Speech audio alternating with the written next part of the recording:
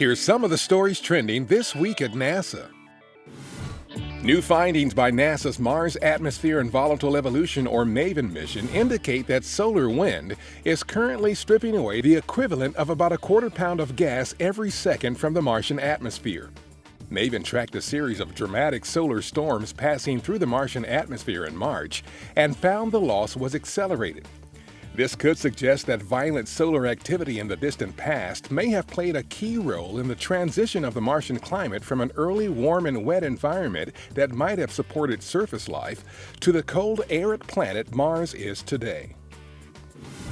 November 2nd was the 15th anniversary of the arrival to the International Space Station of Expedition 1, the first resident crew, and the start of 15 years of continuous human presence aboard the orbiting laboratory.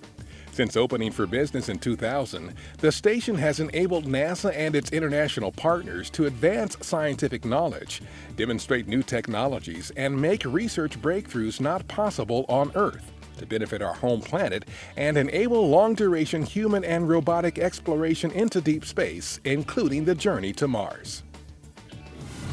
On November 6th, Expedition 45 Commander Scott Kelly and flight engineer Kjell Lindgren of NASA ventured outside the International Space Station for their second spacewalk in 9 days. The pair performed work to restore a segment of the external ammonia cooling system on the orbiting laboratory back to its original configuration. The spacewalk was the second for both crew members and the 190th in support of space station assembly and maintenance. NASA will soon begin accepting applications for its next class of astronaut candidates. The agency made that announcement on November 4th in preparation for NASA's journey to Mars and future launches of humans from American soil.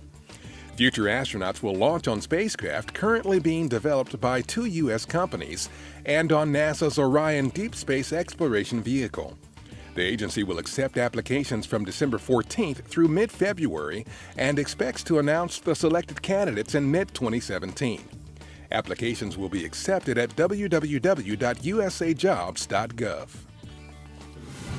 Construction of the crew access tower that U.S. astronauts will use on future launches from Cape Canaveral Air Force Station in Florida is speedily moving along.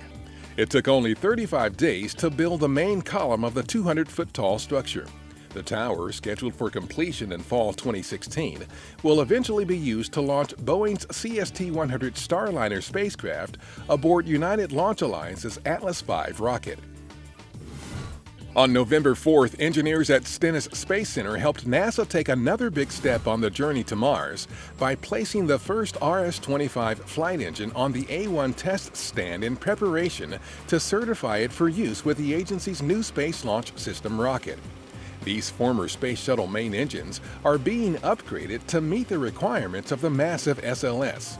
The first RS-25 flight engine is scheduled for testing in the first part of 2016. And that's what's up this week at NASA.